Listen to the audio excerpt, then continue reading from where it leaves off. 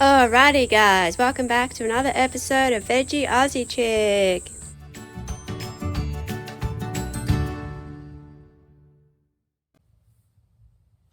Hey guys, welcome back to my channel. So this video is going to be about subcutaneous fat versus visceral fat. I'm going to do subcutaneous fat first and then I'll finish off this video and do visceral fat at a later date.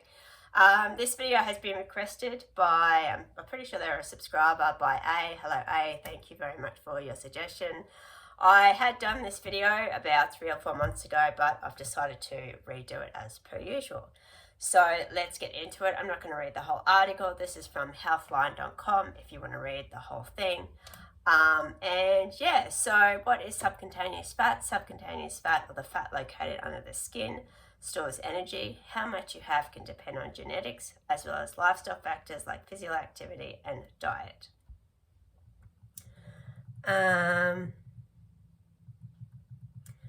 What causes subcutaneous fat?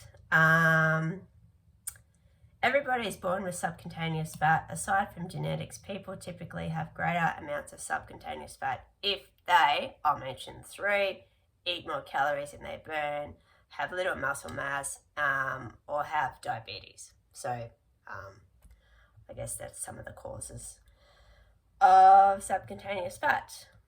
Why do we have subcutaneous fat? Subcutaneous fat has 5 main functions. I will just mention 2. It's one way that your body stores energy. It insulates your body, helping it regulate temperature. I thought I heard Tess there for a minute. It's been a funny morning for me, actually. Not funny, just very blah. I feel like when I do these videos, I feel very blah for some reason, but I don't know if it's because of the weather, because it's sunny and then it's overcast and it's sunny and let's just hope it stays sunny until 6 p.m. when I finish work. Is subcutaneous fat bad for you? Subcutaneous fat is an important part of your body, but if your body is storing too much of it, you may be at higher risk for health problems, including, I'll mention 3, heart disease and strokes, high blood pressure, and I might do one more, kidney disease. So I guess if you don't look after yourself, you could end up having those diseases. If I hadn't said, this information is from healthline.com, but I apologize if I've repeated myself. How to get rid of subcutaneous fat? Obviously, look at your diet. Don't be eating cakes, chocolate, soft drink, etc., on a daily basis. Physical activity. I've always said this. Physical activity is great for, obviously, your health and your mental health. That's why I jog. I've just come back from a jog. Was feeling quite blah this morning, but I'm feeling a bit better now that I've gone for a jog, and I'm glad I went out because I was like umming and ahhing about whether I should get out. But yeah, I don't know. I just feel 10 times better after having a jog or doing some type of exercise. But there doesn't seem to be anything else on subcutaneous fat in this article. So I'm going to leave it here and I will come back and talk about visceral fat. Hi guys, welcome back to the second part of this video. So I'm going to be talking to you about visceral fat in this section. And once again, this information is from healthline.com. I just did this video a couple of times and I sort of went on a bit of a rant about skinny, slim. But I don't think it's really relevant to what I'm talking about in a way. So I'll just get straight into it. Visceral fat refers to a type of fat that's stored within your abdominal cavity and can build up in arteries. It can increase the risk of certain health conditions such as diabetes, pre-diabetes, and heart disease. Now it does continue and say it is healthy to have some body fat on you, but not all fat is equal. I used to kind of compare myself to people a lot younger than me, like in their 20s, and I shouldn't do that. You should just compare yourself to people in your own age group and think, well, yeah, I don't think I'm too bad at the moment anyway. So visceral fat is a type of body fat that's located near several vital organs, including the liver, stomach, intestines. Let's just see what else we have there. Here. It's got here, if you have some belly fat, which I know most people do, especially when you get to the age of 40. I know I've got one. People might beg to differ. It's not necessarily visceral fat. Belly fat can be also subcutaneous fat, which is stored just under the skin.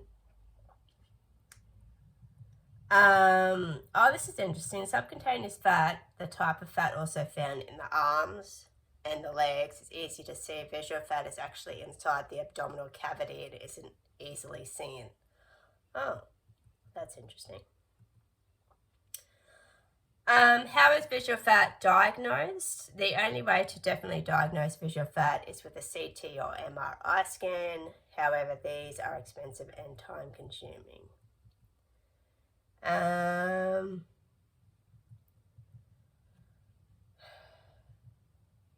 It's got here, if you're a woman and your waist measures 35 inches or larger, you're at risk for health problems from visceral fat.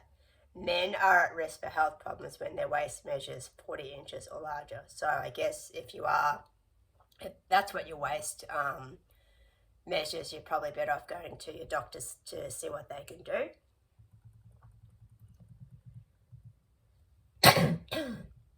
Excuse me. It goes into how it's measured. I won't go into too much detail about that. Then it goes into like BMI. I've already done a video on BMI, although I might redo that video. That might be another video I can do later on today. I think I've sort of gone into complications.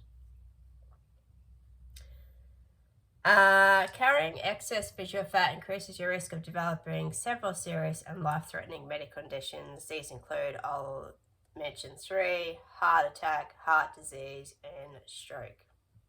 There's like a whole bunch of them there. How to get rid of it?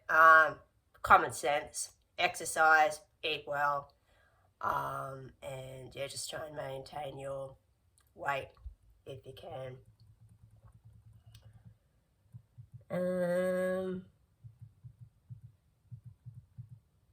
I mean, they go into things like practice meditation, deep breathing, but to me that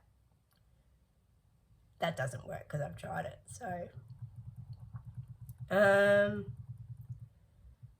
doesn't seem to be much more that I really want to talk to you about in this article, but yeah, if you want to read the whole thing, you've got I've mentioned the website there a couple of times. So yeah, I guess I'll leave it there. So thanks so much for watching, guys. Don't forget to hit that subscribe button, like button, follow me on Instagram. And if you're not subscribed, I'd love you to come along for the ride. I know I've had quite a few subscribers over the last couple of months, so thank you very much for subscribing. I very much appreciate it. And I'll see you guys next time. Bye.